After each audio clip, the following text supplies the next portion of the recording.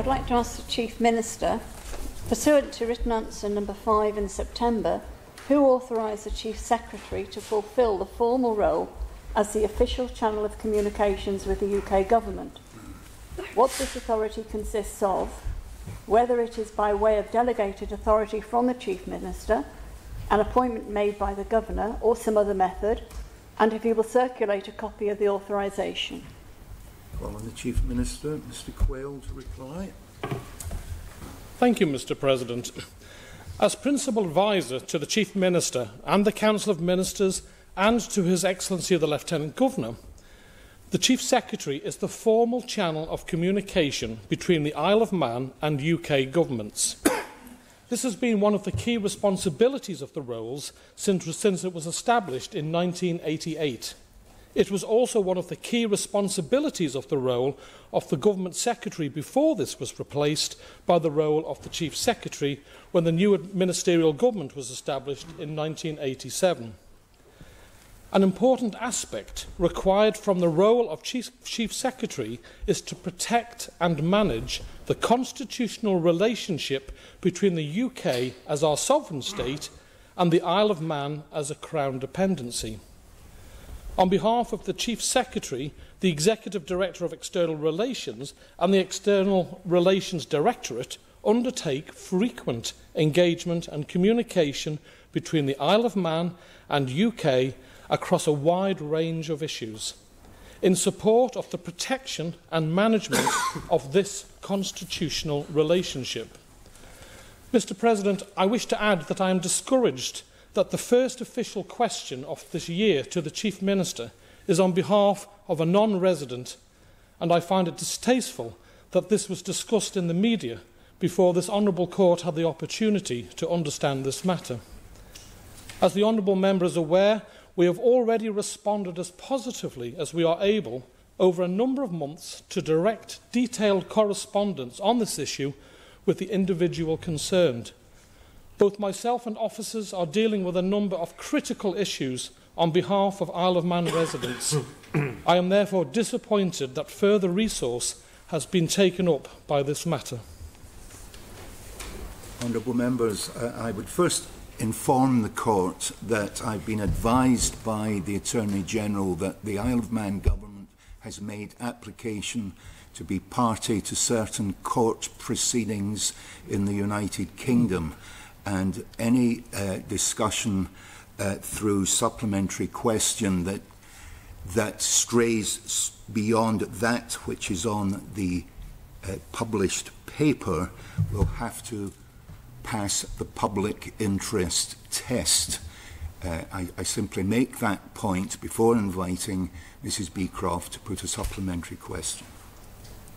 Yes, thank you, Mr President, and I thank you for that advice. I will be sticking to the question that's on the paper because actually the Chief Minister said it was on behalf of a non-resident, and that's far from the case. It is a fact that the case of a non-resident brought the matter to my attention, but that is not my concern.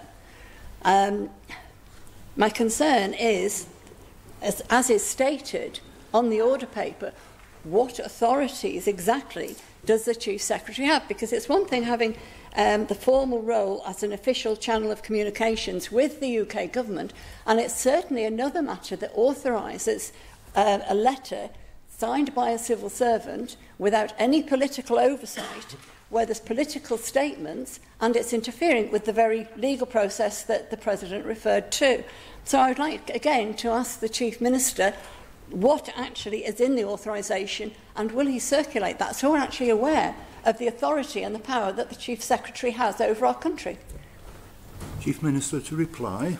Thank you, Mr President. I can only reiterate, Mr President, that I cannot understand why the Honourable Member has difficulty with this position, particularly given her time as a Minister and Member of the Council of Ministers.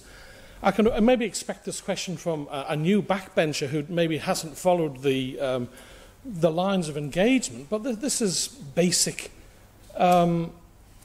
procedure, really. Now, as with the original engagement on this matter, the communication is in respect of the appeal is part of normal business as usual, and as with many other matters, it involves working with our Crown dependencies counterparts to protect our constitutional relationship. Supplementary, Mrs Beecroft. Thank you, Mr. President.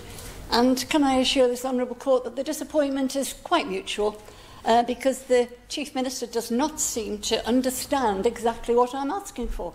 Will he circulate the authority that has been given to the Chief Secretary and confirm who gave the Chief Secretary that authority?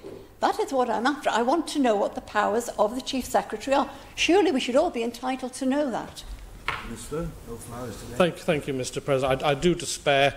What I will do, Honourable Mr. President, is circulate the role profile of the Chief Secretary to all members. Most members are nodding. I really think you're making a big mistake here, Honourable Member, but I will, of course, give members a copy of the profile and the role and responsibilities of the Chief Secretary. Beecroft. Thank you, Mr. President. I'm sure that we're all aware of the outline role and responsibilities of the Chief Secretary, but I think the Chief Minister is trying to avoid my question. And is he refusing to give me the details of what authority the Chief Secretary has? Because it's the details, not the outline of a role, which we're all perfectly aware of. Is the Chief Minister refusing to supply that information? Minister. Mr. President, this is getting bizarre.